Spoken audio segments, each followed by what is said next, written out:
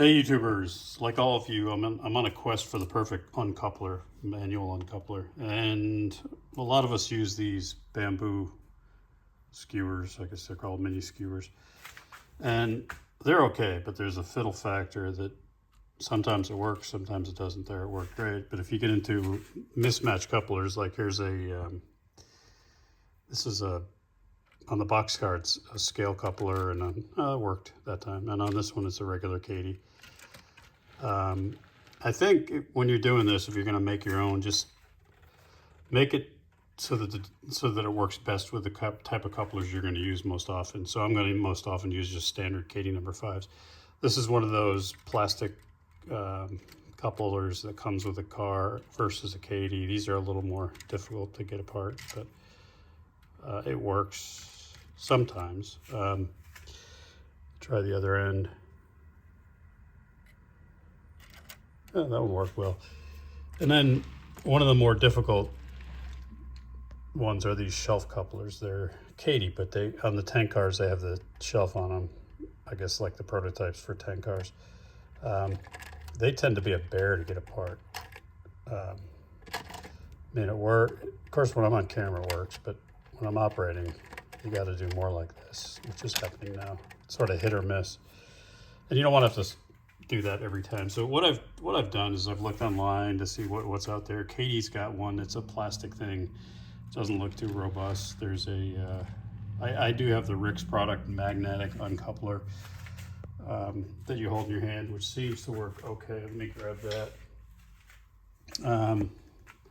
That one just has a magnet on either side, and it just pulls each coupler in a different direction. I mean, the problem with that is you still got to handle the cars. You'll uncouple in theory, but you've got to move the cars apart. So it seems to work, and there's a bit of a finesse you got to develop with it so that you know where to place it. Just kind of get it dead center between the couplers and then pull them apart. It's okay. So I mean, it's in my armamentarium.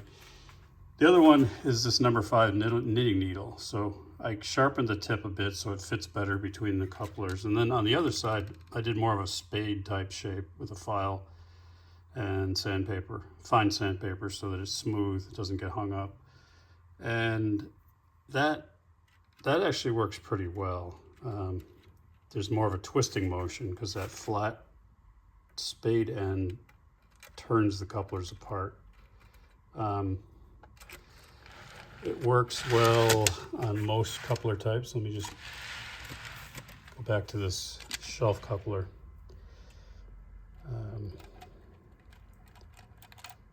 Well, I can't say is it. No, it worked there. So then I tried another method, a fourth method, I guess. There's the bamboo, there's the magnetic, and then there's the knitting needle. And then I took a 2mm steel rod and I shaped it on with a file, grinding wheel file. Actually, I heated it with MAP gas and flattened it out a bit, and then I shaped it.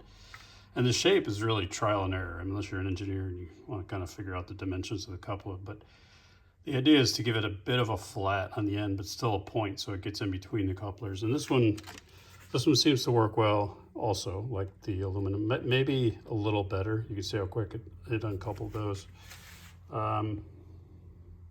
This is Katie versus the plastic couplers, which kind of doesn't matter because they're hard to uncouple, but I'm going to get rid of those. This is Katie versus a scale coupler.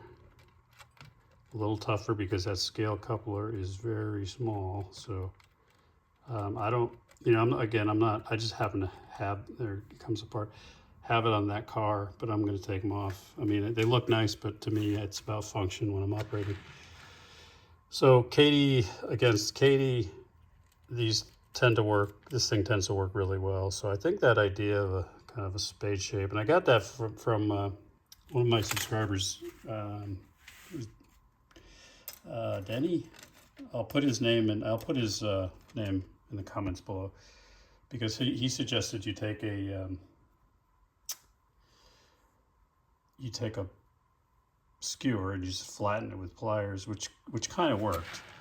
And it's the same idea of a spade shape on the metal. You put it in, there's a bit of a turn. So that's I guess an inexpensive alternative is to pinch the end of the, keep a point there, but pinch the end flat. Bamboo doesn't like to be pinched though, because it tends to come apart, like the fibers come apart. But if you got a wood dowel, I guess it would work. So I guess what's the net takeaway here? For me, I like this idea of taking a number 5 knitting needle because it's aluminum, it's easy to shape, and it's the right length to handle to hold it. And it seems to work pretty well. You get it in there, you give it a little twist. Remember, this is the scale coupler, so that one's going to be a pain no matter what I use. But let's try a cheap plastic coupler versus Katie. It works great there. Let's try Katie versus shelf coupler. No matter what, these shelf couplers are going to give you a bit of a challenge. I think works there. Let's try a Katie versus a Katie standard number 5. That's where it works the best. I mean, it's you just got to make sure that you get it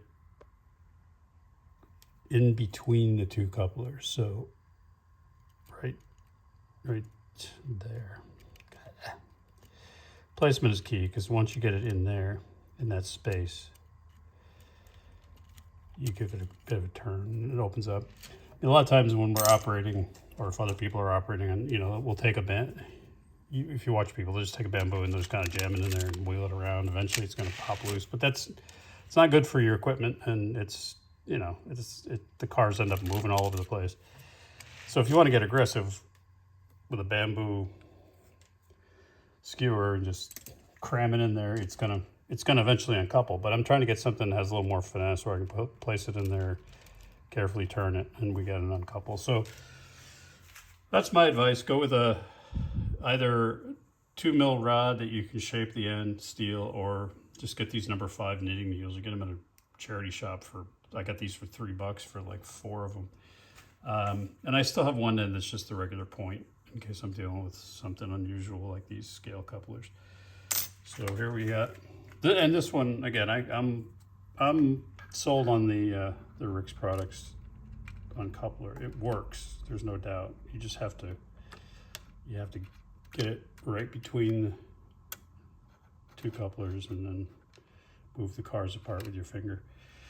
So that's a nice one where you're not really disrupting the couplers. You're not probably going to over time damage your couplers because it's contactless.